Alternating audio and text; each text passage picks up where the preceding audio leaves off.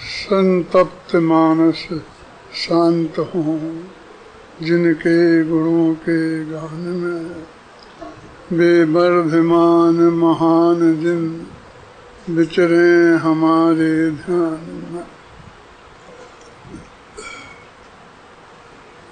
आज का दिन, आज के दो पर्व हैं, एक वीर शासन जयंती और एक गुरु।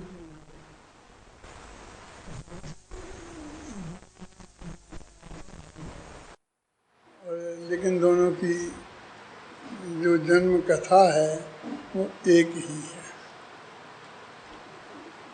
वे परस्पर में गुरु शिष्य हैं।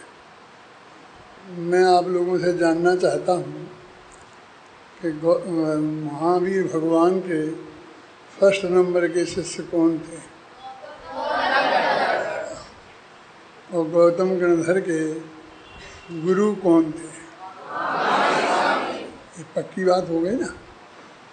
इतनी बात हम सब जानते हैं और सारे देशवासी कहते हैं, लेकिन तो पीछे वाले बच्चे भी जानते हैं क्या? आपको सुनाई दे रहा है? ठीक है सर। कहानी तो आपने सुनी होगी। मैं कहानी सुनाकर आपका और अपना समय खराब नहीं करना चाहता हूँ, लेकिन जब गौतम स्वामी अजैन थे, गृहीत मिथ्यादृष्टि थे अपनी भाषा में, 500 छात्रों के गुरु थे, लेकिन सम्यक दृष्टि तो नहीं थे ना। जैन दर्शन के खाखा गा से भी परिचित नहीं थे, क्योंकि जब इंद्रभूति गौतम ने, जब उन्होंने और इंद्र ने, सौधर्मेंद्र ने जो ब्राह्मण के भेष में थे, एक छंद सुनाया, त्रैकाल्यम द्रव्य शतकम नवपद सहितम। ये छंद बताया और कहा इसका अर्थ मैं आपसे जानना चाहता हूँ। तो वे इसका भी अर्थ नहीं बता पाए। आप कहेंगे इसमें तो कुछ दम ही नहीं है। आप यहाँ 6 महीना पढ़े, उस वक्त ही आप बता सकते हैं। 6 द्रव्य, 3 काल, 5 अस्तिकाय, ये नाम बताए हैं, लेकिन ये क्या हैं, ये कौन से दर्शन में हैं, इनका वास्तविक अर्थ क्या है, इसका डिटेल वो नहीं जानते थे। और इन्हें नहीं जानते हों तो वो जैन धर्म से बिल्कुल अपरिचित थे।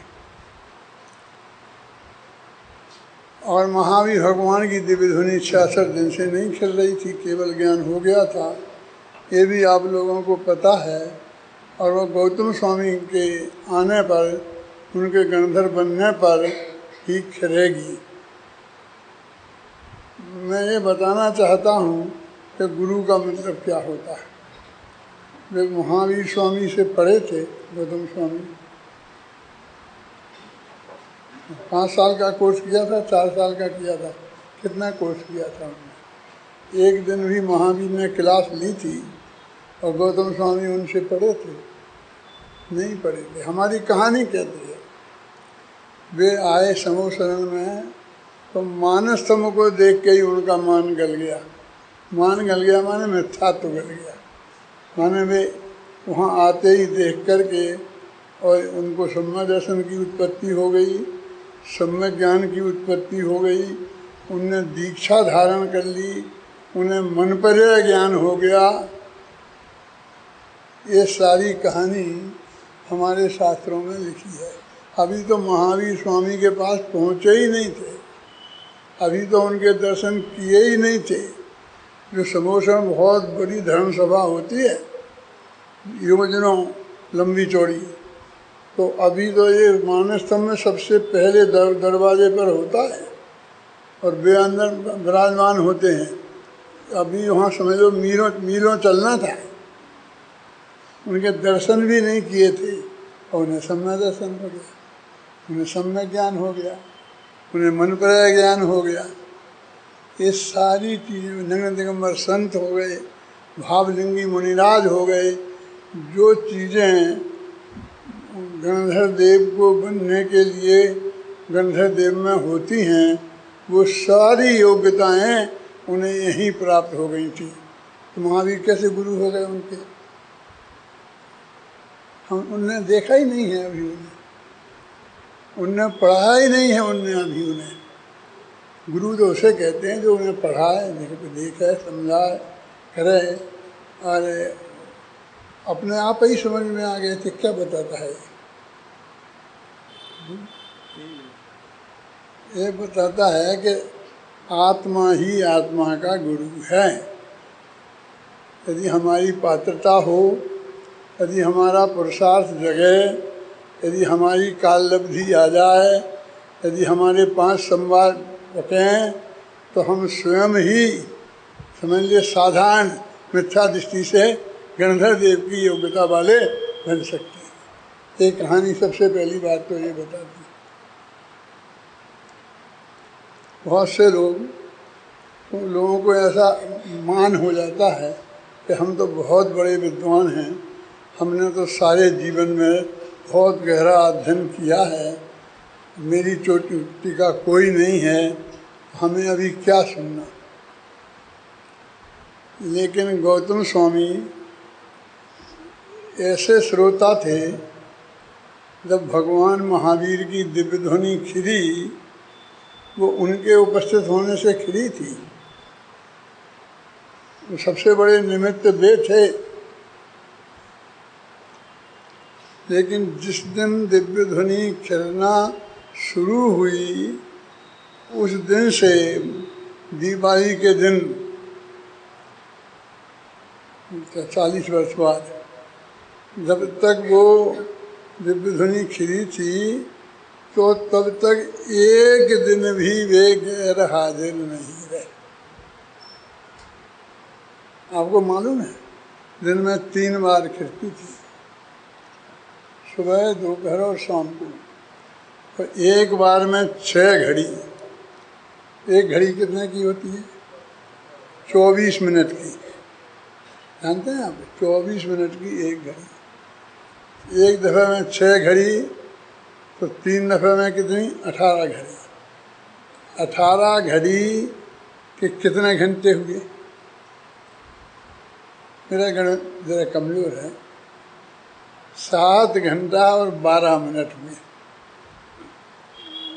रोजीना उनका व्याख्यान 7 घंटे और 12 मिनट होता था। श्रोता आ जाते हों रोजाना।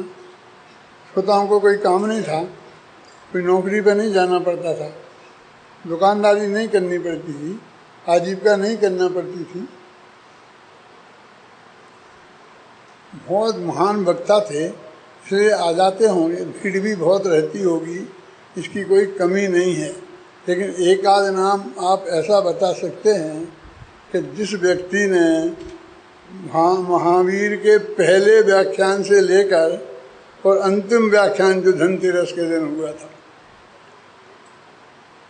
रोजाना 6 घड़ी और 3 दफ़े, यानी 7 घंटे और 12 मिनट प्रवचन में कोई हाजिर रहता था, ऐसे एक श्रोता का नाम बता सकते हैं? सोचो, मन में बताना नहीं है, मैं तो प्रश्न खड़ा करता हूँ आपके चित्त में। एक आध हम ऐसे श्रोता का नाम बता सकते हैं जो उनके शुरू से लेके अंत तक प्रत्येक व्याख्यान सुना हो जिसने। उनका नाम है इंद्रभूति गौतम। क्योंकि उनके बिना तो दिव्य ध्वनि खिली नहीं थी, इसलिए पहला व्याख्यान तो उन्होंने सुना ही था। और जब तक अंतिम व्याख्यान होता रहा, धनतेरस के दिन हुआ। लेकिन धनतेरस के दिन भगवान महावीर के दर्शन तो हुए, लेकिन व्याख्यान नहीं हुआ। क्योंकि 3 दिन पहले से उनके योग निरोध कर लिया था हमारा। दीपावली के दिन मोक्ष हुआ, तो 3 दिन पहले से व्याख्यान बंद हो गया था। श्रोता तो पहुंच गए, जैसी आदत थी रोजाना पहुंचने की, लेकिन उन्हें दर्शन तो प्राप्त हुए थे, लेकिन प्रवचन सुनने को नहीं मिला। महावीर दीपावली के दिन उन्हें दर्शन भी प्राप्त नहीं हुए और प्रवचन भी सुनने को नहीं मिला। वे निर्वाण पधार गए। उस वक्त वहाँ गौतम स्वामी थे नहीं। जो एक दिन भी अनुपस्थित नहीं रहा हो वो उस दिन क्यों नहीं था? उसी दिन उन्हें केवल ज्ञान हुआ था, लेकिन वो गुणावा में हुआ था। ये पावापुरी में थे। पावापुरी से गुणावा मीलों दूर है। वे क्यों थे वहाँ? वे महावीर के पास क्यों नहीं थे?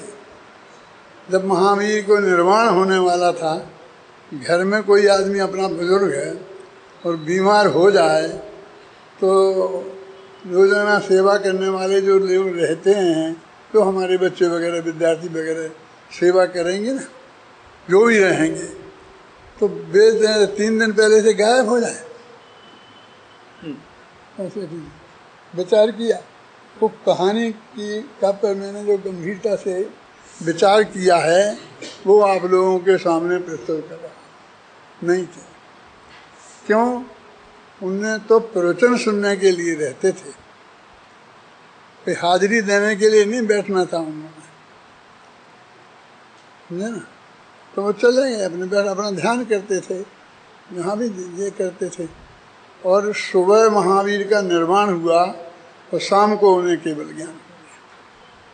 जो उन्हें समझाया था इतना दिनों तक, उन्हें ग्रहण किया था, उसको अपने जीवन में अपनाया। उनको अनुबद्ध केवली कहते हैं। भगवान महावीर को निर्वाण हुआ तो उसी दिन उन्हें केवल ज्ञान हुआ। 12 वर्ष बाद उनको निर्वाण हुआ तो उसी दिन सुधर्म स्वामी, एक गणधर हैं महावीर के एक और, उनको केवल ज्ञान हुआ। तो उसके 12 वर्ष बाद सुधर्म स्वामी को मोक्ष हुआ तो जम्बू स्वामी को केवल ज्ञान हुआ। ऐसे 3 अनुबद्ध केवली कहलाते हैं। तो क्रम से हुई, एक दिन भी पोस्ट खाली नहीं रही, लेकिन उस वक्त मौजूद नहीं थे। बहुत हमारे श्वेतांबर भाई हैं, मैं उनमें भी जाता हूँ,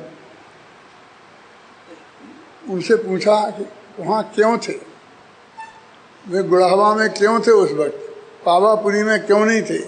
उन्हें पावापुरी में होना चाहिए, वे तो उनके प्रमुख शिष्य थे। तो वो कहते हैं कि भगवान महावीर को इतना राग था उनसे कि वो समझते थे कि गौतम मैं मोक्ष जाऊंगा तो ये बर्दाश्त नहीं कर पाएगा, कहीं इसका हाथ फैलना हो जाए। आपने सुनी है बात, श्वेतांबर लोग ऐसा कहते हैं। इसलिए महावीर ने स्वयं जानबूझकर वहाँ भेज दिया था दूर कि मेरे समझ लीजिए मोक्ष जाने के समय में जे यहाँ सामने नहीं रहें, क्योंकि ये बर्दाश्त नहीं कर पाएंगे। मैंने उन श्वेतांबरों में जाकर ये समझाया है, ये कहा है उनकी सभा में जाकर के कि उन्हें अपने पट्ट शिष्य पर ऐसा भरोसा था, तो महावीर स्वामी को ऐसा विकल्प था।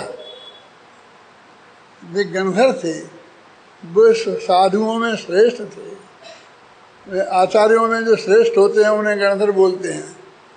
वो सर्वश्रेष्ठ शिष्य, और उसे इतना राग के वो बर्दाश्त नहीं कर पाएगा। एक गौतम स्वामी का अपमान है। गौतम स्वामी का तो है ही, महावीर स्वामी का भी है कि उन्हें अपने शिष्य पर इतना भरोसा नहीं था। और वे तो सर्वज्ञ थे ना, वे तो जानते थे ना कैसे शाम को केवल ज्ञान होने वाला है? ये कैसे हो सकता है? इस बात संभव नहीं है। तो फिर वहाँ क्यों थे?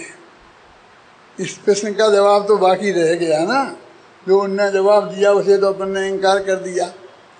तो मैं कहता हूँ, कितनी दूर है पावापुरी से गुणावा?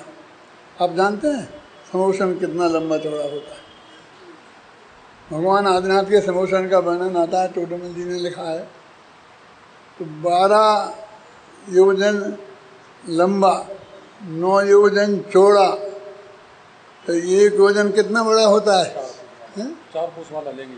4 कोस वाला लेंगे तो 4 कोस कितना बड़ा, तो 48 कोस तो हो गया। तो 48 कोस तक समोसन का एरिया था, गुणावा 48 किलोमीटर नहीं है।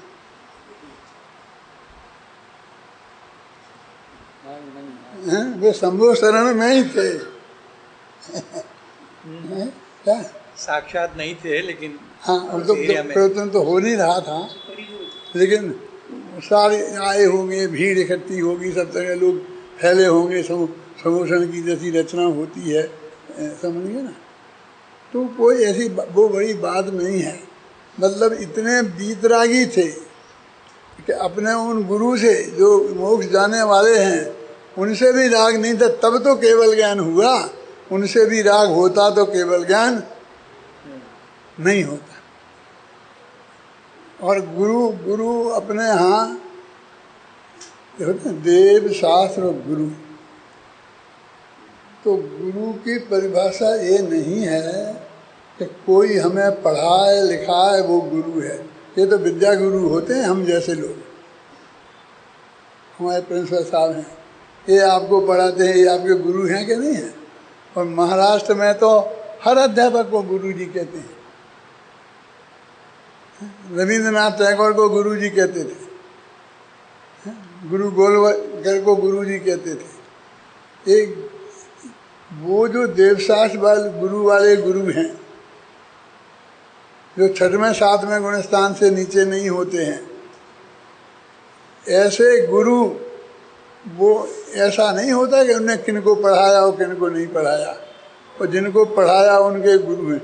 और हमारा तो ऐसा होता है कि हमने तुम्हें पढ़ाया है तो तुम हमें गुरु मानते हो, लेकिन हमारे गुरु जी आ जाएं तो तुम उन्हें गुरु जी नहीं मानोगे।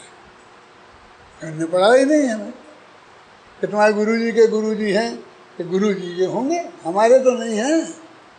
हमको जो हमें पढ़ाता है हम तो उसको गुरु मानते हैं ना। वास्तव में एक गुरु पूर्णिमा पर्व अपने जैनियों में नहीं है।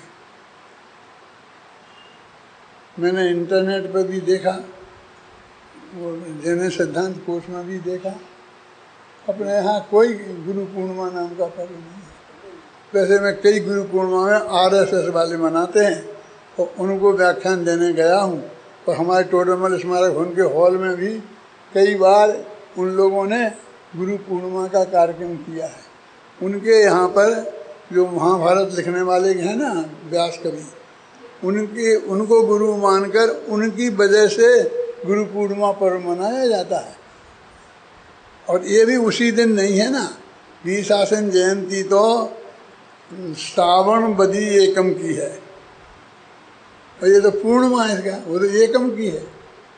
तो गुरु पूर्णिमा के दिन होगी कि एकम के दिन होगी? लेकिन दोनों अत्यंत नज़दीक हो गई। और हमने अनंत भगवान को भी गुरु कहते हैं, जानते हैं? 5 परमेष्ठी हैं, उनमें से बंटवारा होता है तो हम देव और गुरु में। तो अरहंत और सिद्ध को बोलते हैं देव, और आचार्य उपाध्याय और साधु को बोलते हैं गुरु। लेकिन कहीं कहीं ऐसा भी है कि अकेले सिद्ध भगवान हैं देव, और अरहंत, आचार्य, उपाध्याय और साधु, ये 4 गुरु हैं। उन्हें परम गुरु बोलते हैं। जो अपन परम गुरु शब्द आता है वो परम गुरु अरहंत देव के लिए आता है, समझे ना। भगवान महावीर अरहंत अवस्था को प्राप्त हो गए थे तो वो हमारे परम गुरु थे। हम तो गुरुवे नमः, परम गुरुवे नमः, फिर उनके आचार्य की परंपरा है। हमारे जो जितनी भी जिनवाणी है वो सब भगवान महावीर की दिव्य ध्वनि से ही आरंभ होती है। उसकी जो प्रमाणिकता है वो भगवान महावीर की दिव्य ध्वनि से है। जब हम शास्त्र की गद्दी पर बैठते हैं तो हमको ये ऐसा मंगलाचरण बोलना पड़ता है, वो 1 पेज का है। गुरु जी ने याद कराया होगा तुम लोगों को, है ना। इसमें बोलना पड़ता है मूल ग्रंथ कर्ता सर्वज्ञ देवा। सर्वज्ञ देव कौन थे? महावीर, जो परम गुरु है ना। मूल ग्रंथ कर्ता सर्वज्ञ देवा, तदुत्तर ग्रंथ कर्ता गणधर देवा, तदन तेषाम वचनानुसार मासाद्य आचार्य कुंद कुंदेन विरचितम इदम समय सार नाम ध्येयम। ऐसा बोलते हैं ना अपन पूरा, कि हमको बताना पड़ता है कि हम जो आपको बात बता रहे हैं ये हमारी नहीं है, ये भगवान की दिव्य ध्वनि में आई थी, गौतम स्वामी ने गूंथी थी, उनकी आचार्य परंपरा में आई थी। कुंद कुंद ने समय सार नाम का ग्रंथ लिखा था, अम्बे चंद्र ने उसकी टीका की थी और उनके माध्यम से हमारे पास आया है और आज हम आपको बता रहे हैं। आज मैं भी नहीं बोल पाता हूँ, मैं 4 लाइन का छंद बोलता था पहले, लेकिन अब मेरा गला काम नहीं करता है ना, इसलिए मैं 2 ही लाइन का बोलने लगा, लेकिन रखा वही है। संतप्त मानस शांत हों, जिनके गुणों के गान में वे वर्धमान महान जिन वितरे हमारे ध्यान में। तो मूल वो गुरु हमारे भगवान महावीर है ना। फिर बाकी सब परंपराचारी गुरु हैं। मतलब आचार्य भी गुरु और परंपरा से आचार्य, मैंने उनके शिष्य उनके शिष्य उनके शिष्य, ऐसे हमारी परंपरा हम तक वो वाणी आई है। भगवान महावीर से हम तक ये वाणी आई है। माने हम सब विश्वविद्यालय में पढ़ते हैं ना, हम जैन दर्शन के विद्वान बनने वाले हैं, तो हमारी जिम्मेवारी भगवान महावीर के प्रति है।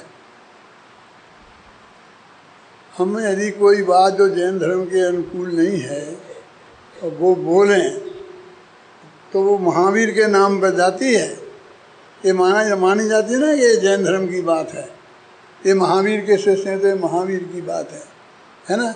एक बहुत बड़ी कंपनी सनलाइट साबुन है ना, तो जिस कंपनी ने बनाई है उसके नाम पर बिकती है ना, भले ही एक पान वाले के यहाँ मिलती हो, लेकिन उसका जिम्मेवार पान वाला नहीं है, उसका जिम्मेवार वो कंपनी है।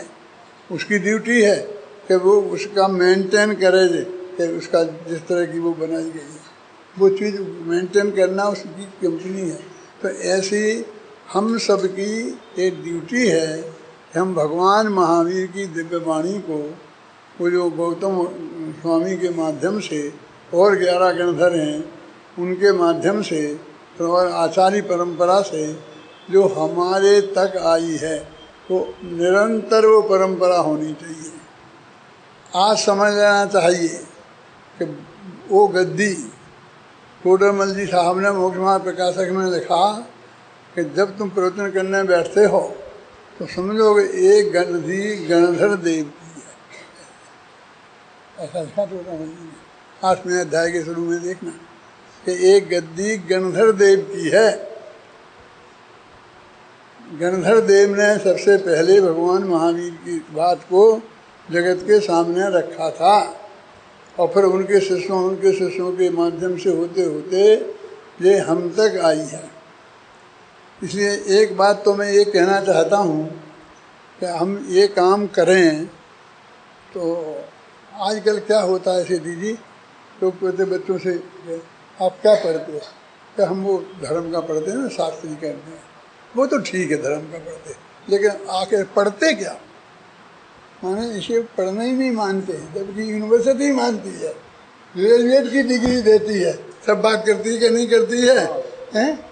फिर भी कहते हैं आखिर पढ़ते क्या, आप पढ़ते क्या, आपकी एजुकेशन क्या, तो हम जैन दर्शन के विद्वान हैं, हम साथी, वो तो ठीक है, लेकिन आपने पढ़ा क्या है, काम क्या करते हैं कि हम ये पढ़ाते हैं, सबको जैन विद्वान बनाते हैं, प्रवचन करना सिखाते हैं, ये सब हम करते, वो तो ठीक है, लेकिन असलियत में काम क्या करते हैं, माने इसको वे काम ही नहीं मानते हैं जो ये असली काम है और अत्यंत महत्वपूर्ण काम है। टोडरमल जी लिखते हैं कि ये गणधर देव की गद्दी है जिस पर बैठकर आपको सारे जीवन ये तत्वज्ञान महावीर की वाणी को, उनके दिए हुए तत्वज्ञान को, गौतम स्वामी के द्वारा दिए गए तत्वज्ञान को जन जन तक पहुंचाने का महान काम करना है।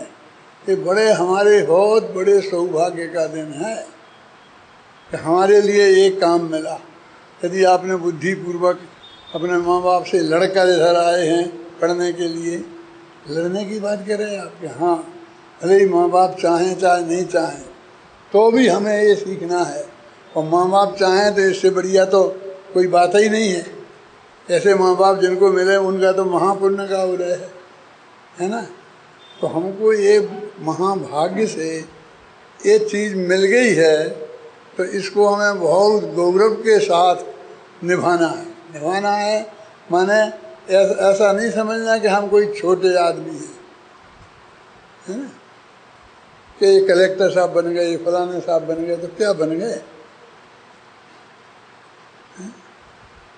आप समाज में जाएंगे तो सबसे ऊपर गद्दी पर आप बैठेंगे, क्यों? भगवान महावीर के प्रतिनिधि बन के बैठेंगे, गौतम स्वामी की गद्दी को संभालेंगे और सब बड़े समाज के सेठिया जो भी होंगे वे सब नीचे लेन में बैठे होंगे कि नहीं। और बड़े गौरव के साथ। तो हमारी जिम्मेवारी भी तो है कि भगवान महावीर की इतनी बढ़िया गद्दी हमें मिली है तो हमें इसे संभालें कि उस तत्व ज्ञान को जो महावीर से आज तक चला आया है आगे तक भी चले। इसकी जिम्मेवारी किसकी है? जिनके पास वो है उन्हीं की तो जिम्मेवारी है कि वे उस बात को आगे बढ़ाएं। अभी हमारे यहाँ ऐसी बात आई थी सेठी की, कहते अपने विद्यार्थियों को ऐसी कुछ शिक्षा देना चाहिए, एक आध दो पीरियड ऐसे लगवाना चाहिए कि बाद में वे IAS में जाना चाहें तो जा सकते हैं, उसमें भर्ती हो जाएं। मैंने कहा नहीं, किसी कीमत पर भी नहीं। मैं तो आप वो सीखने जाओ ना, साहब सीखते हैं ना, उसकी भी परमिशन नहीं देता हूँ, क्योंकि मुझे आपको क्लर्क नहीं बनाना है, मुझे आपको विद्वान बनाना है। पुलिस सुपरिटेंडेंट बन जाओगे तो क्या करोगे, क्या कहाँ जाओगे, क्या करोगे जिंदगी भर? ये जिंदगी भर तुमको गणधर देव की गद्दी पर बैठने का मौका मिलेगा। और यदि तुम बहुत योग्य होना चाहिए, जब हम 5 बरस लगाएंगे इसमें तो हम योग्य क्यों नहीं होंगे, हम योग्य विद्वान क्यों नहीं, हमें क्या कमी पड़ेगी। सब रिटायर हो गए, मैं 88 वर्ष का हो गया हूँ, रिटायर नहीं हुआ। क्यों नहीं हुआ? लोग मेरे से कहते हैं कि आप कब रिटायर होगे। मैंने कहा बेटा जैसे तुम रिटायर हुए हो ना, ऐसा तो मैं 30 वर्ष की उम्र में हो गया था। रिटायर्ड होके करते क्या, करोगे क्या? ये धर्म ही तो करना है, आत्मा ही का कल्याण तो करना है, यही बात तो सिखाना है, यही तो सीखना है, यही तो करना है। वो तो मैं 30 वर्ष की उम्र से कर रहा हूँ, पढ़ा रहा हूँ, धर्म पढ़ा रहा हूँ। 1000 विद्यार्थी स्टूडेंट मेरे तैयार हो गए हैं, गांव-गांव में A1 विद्वान हैं, प्रवचन करते हैं, बहुत बढ़िया, उनकी मांग बनी रहती है निरंतर। अब इससे भी तुम मुझे रिटायर करना चाहते हो? है? मैं इससे रिटायर होने वाला नहीं हूँ। मैं तो अंतिम सांस तक जब तक चलेगा, मैं इस भगवान महावीर की वाणी जो गौतम स्वामी के माध्यम से हम लोगों के पास महाभाग्य से आई है, उसे अंतिम समय तक इसको मैं पहुँचाता हूँ। मैं कहीं नहीं जाता हूँ, सब जगह मैंने बंद कर दिया। रिश्तेदारी में ये हुआ था कोरोना, इसमें मेरे 5 बड़े बड़े रिश्तेदार पक्के, 2 तो साले, 1 साड़ू भाई, 2 भाई, ये सब इतने मर गए, मैं कहीं नहीं गया। आपने बुलाया, याद किया, आ गया। मैं किसी का फ़ोन नहीं लेता हूँ, क्योंकि जब कम सुनने लग गया हूँ मुझे अच्छा नहीं लगता है। तो मेरी पत्नी ही सारे फ़ोन उठाती है, वही सब समझाती है। लेकिन भाषण देने आ गया, लोग कहते हैं प्रवचन करने तो चले जाते हो, भाषण तो देते हो, और इसके लिए मना करते हो कि हम नहीं बोल सकते। कि हाँ करते हैं, करेंगे, क्यों? वो तो हमारा काम है, वो तो हमारी ड्यूटी है, वो तो हमारे रोम रोम में बसा है। मैं ऐसे विद्यार्थी चाहता हूँ, ऐसे विद्वान चाहता हूँ कि जिनका मेरे साथ नाम के साथ नाम जुड़ा हो, वो ऐसे विद्वान हों कि जीवन के अंतिम समय तक भगवान की दिव्य ध्वनि का सार उनकी वाणी में खिलता रहे, आप सब लोगों की वाणी में खिलता रहे। इसी मंगल भावना के साथ मैं अपनी बात